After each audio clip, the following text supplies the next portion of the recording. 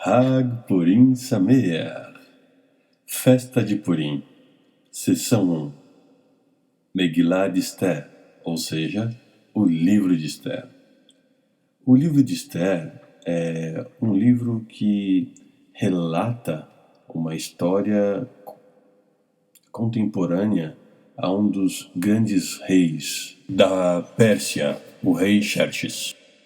E a festa de Purim tem um significado não só profético, mas um significado relativo à posição do homem, à posição da mulher e o nosso posicionamento enquanto servos de Deus.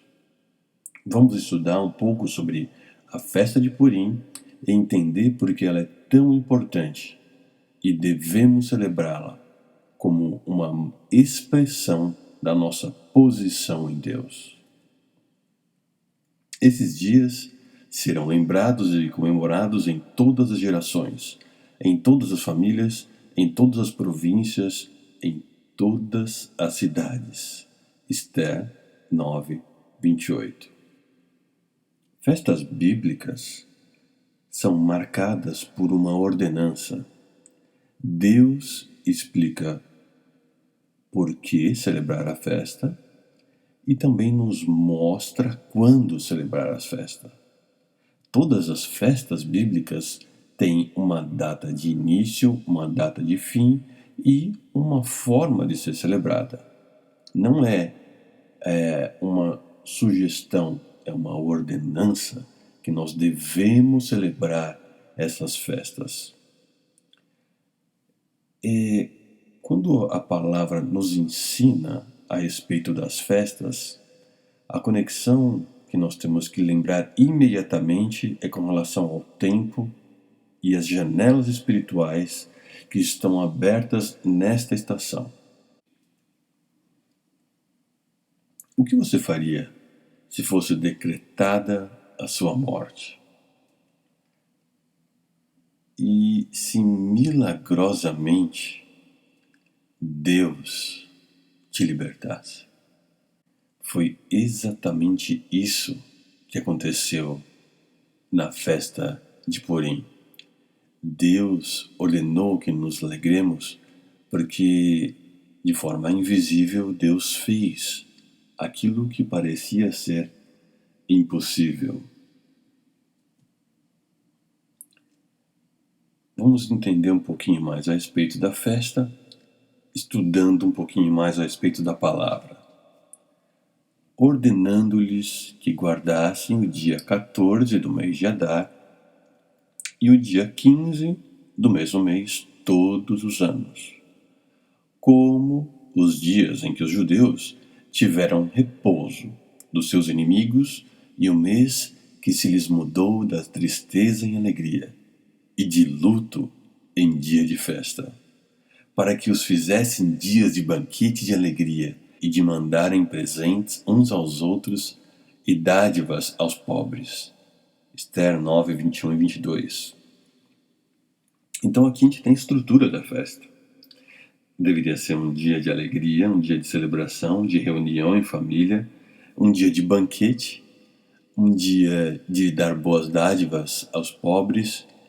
E quando a gente fala de dádivas aos pobres, a gente tem que lembrar que a palavra do hebraico para ajudar o pobre é tzedakah.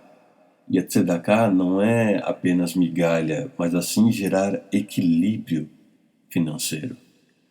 Então, quem dá tzedakah tem como objetivo trazer equilíbrio social. O interessante é que Deus não optou por simplesmente destruir ou levantar um exército para que destruísse ou que matasse ou levantar um grande líder. Não. A festa de Purim foi uma oportunidade de defesa em que todo judeu pôde se defender. E essa mensagem espiritual é muito forte. Será que estamos esperando a resposta de nossas orações ou estamos guerreando contra os nossos inimigos? Que todo servo de Deus se defenda, que todo servo de Deus reaja contra as intentadas do inimigo, e a expectativa do Pai é que os seus filhos se manifestem. A expectativa da criação é que os filhos de Deus se manifestem para se defender ao fio da espada e a força da espada contra o inimigo, porque a espada é a palavra de Deus. Tomai também o capacete da salvação e a espada do Espírito, que é a palavra de Deus.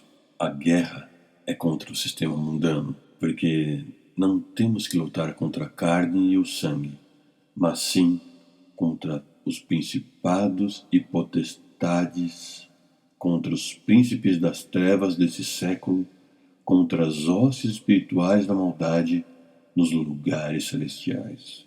Jesus é o nosso general. Yeshua é o nosso Messias. Josué, quando estava prestes a entrar na terra de Canaã, recebeu uma ajuda toda especial.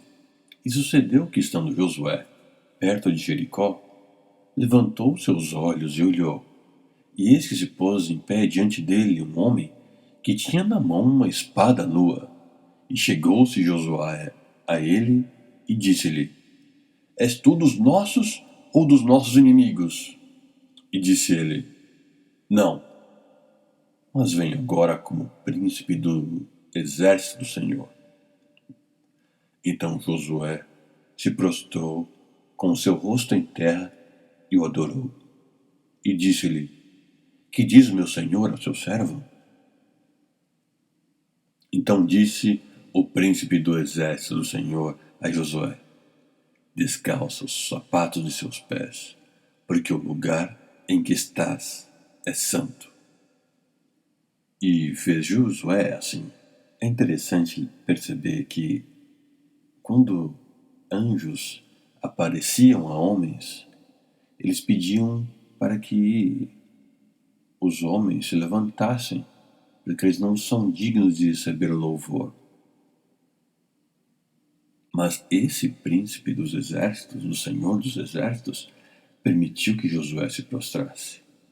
Ou seja, não era um anjo, era o próprio Yeshua, o próprio Jesus, que apareceu diante dele. Ele é o príncipe do exército do Senhor, que deu a Israel a terra de Canaã. É tempo de nos posicionarmos. Tome sua posição e lute.